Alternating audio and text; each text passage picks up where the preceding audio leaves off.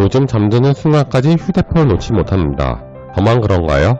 무의식 속에서 습관처럼 핸드폰을 보고 있다 보면 어느새 한두 시간 훌쩍 가버리는데요. 아마 대부분 이런 경험을 해보셨을 겁니다. 이런 안 좋은 습관들이 자기 발전에 도움이 안 될 뿐더러 우리 뇌를 멍청하게 만들고 있습니다. 뇌는 도파민을 생성하는 세포가 있어 새로운 것만 반응하는데요. 스마트폰은 새로운 정보로 피드를 넘길 때마다 반복적으로 클릭을 유도하게 만듭니다. 우리는 매일 도파민 주사를 적어도 10분에 한 번씩 맞는다고 할 수 있는데요.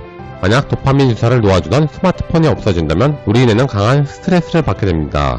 예를 들어 헬스장 등록하고 운동을 다니고 있다고 합시다. 하루도 빠짐없이 다니다 비가 와서 가지 않았습니다. 그 뒤로 어떻게 되었을까요? 예상대로 이런저런 핑계를 만들어 계속 운동을 가지 않게 되었다는 겁니다. 이렇게 쉽게 받은 보상은 점점 우리 뇌를 망가뜨리는 겁니다.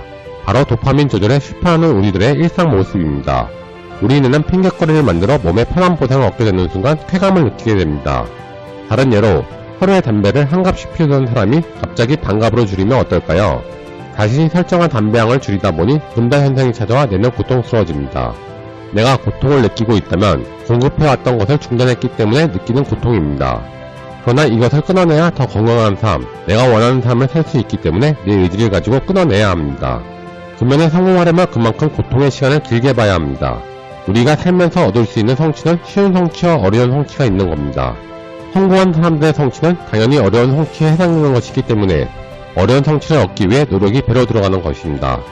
우리는 너무나 잘 알고 있는 사실이지만 책을 보거나 일을 할 때 스마트폰에 자꾸 손이 가고 나도 모르게 인스타에 들어가는 것이 쉬운 보상입니다. 이제는 두뇌도 관리하는 시대가 되었습니다. 운동과 식습관 조절을 못한다면 각종 질병이 찾아오듯이 뇌도 제대로 관리하지 못한다면 게임 중독, 분노 조절 장애와 같은 보상 결핍 증후군에 걸리게 됩니다. 시대가 바뀔수록 수직적인 사회가 만들어지며 경쟁하고 욕심내다 보니 나에게는 보상 결핍이라는 어려움만 남게 됩니다. 그러다 보니 만족감과 자극이 되는 것들을 끊임없이 찾으려고 합니다.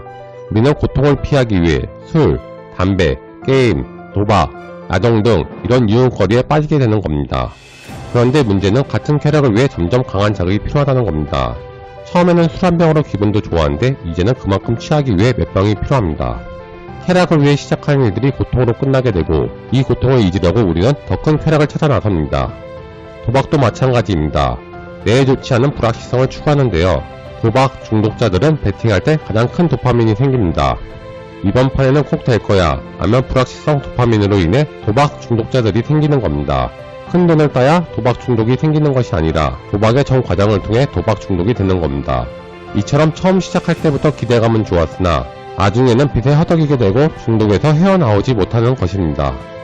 즉, 우리는 보상 결핍을 없애고 도파민을 높이는 방법을 알아야 합니다. 언제나 작은 성취가 쉽듯이 처음에는 작은 것부터 시작해야 합니다. 하루의 목표를 오전과 오후로 나누어 성과를 이뤄내면 좋아하는 음식을 먹는다든지 편안한 휴식과 보고 싶던 영상을 보게 해주는 것입니다. 장기적으로 목표를 길게 잡고 이룬다면 더 큰 선물을 주는 것입니다. 운동도 마찬가지입니다. 운동을 하면서 적당히 느끼는 고통은 우리에게 건강한 쾌락을 불러옵니다. 우리가 꾸준하게 운동하게 되면 그에 걸맞는 몸매와 근육을 만들 수 있습니다. 자연스럽게 성공이라는 하나의 목표를 향해 달려갈 때 도파민을 조절하여 수월하게 이룰 수 있습니다. 장은 오래 묵을수록 제맛이라고 합니다. 우리가 느끼는 행복과 만족감은 시간이 가면 갈수록 나에게 더욱 큰 만족감을 주기 때문입니다. 그래서 오랜 시간 열심히 하는 사람들이 단계마다 만족감을 크게 느끼게 되는 것입니다. 도파민 보상을 받기 위해서 어려운 시간을 지나야 하는 것이 당연한 것입니다. 생각해보세요. 1년 내내 쉬는 백수가 휴일이 행복할까요? 아니면 힘들게 일한 직장 휴일이 더 행복할까요? 내가 열심히 일하고 자기개발할 때 주위 사람들이 논다고 부러워하지 마세요. 그런 행복은 오래가지 않습니다. 높은 담벼락을 넘는 것보다 계단을 오르는 것이 쉬운 것처럼 한 단계 한 단계씩 무언가 성취해 나갔을 때 행복감을 느낀다면 도파민 보상을 받게 되는 것입니다. 도파민은 공평합니다. 아무리 노력해도 벗어날 수 없는 환경이 있을 수 있지만 도파민은 내가 어떤 마음을 가지고 내 관리를 하느냐에 따라 대단히 공평하게 공급받을 수 있는 호르몬입니다. 우리가 삶을 살면서 어려운 일을 하나하나씩 해내고 이루어 나간다면 도파민 보상값이 값지게 이루어져 만족감, 성취감, 행복감을 느낄 것입니다. 우리가 맡은 일에 최선을 다한다면 우리의 도파민은 충족되어 중독에서 벗어날 수 있습니다. 인생은 100세 시대입니다. 한순간의 쾌락으로 인한 삶을 꿈꾼다면 불행해질 수밖에 없습니다. 우리가 성공하기 위해 쉽게 얻을 수 있는 보상들을 스스로 거부하고 조절한다면 미래의 행복한 삶을 살 수 있습니다. 영상이 유익하셨다면 좋아요, 구독 부탁드립니다. 감사합니다.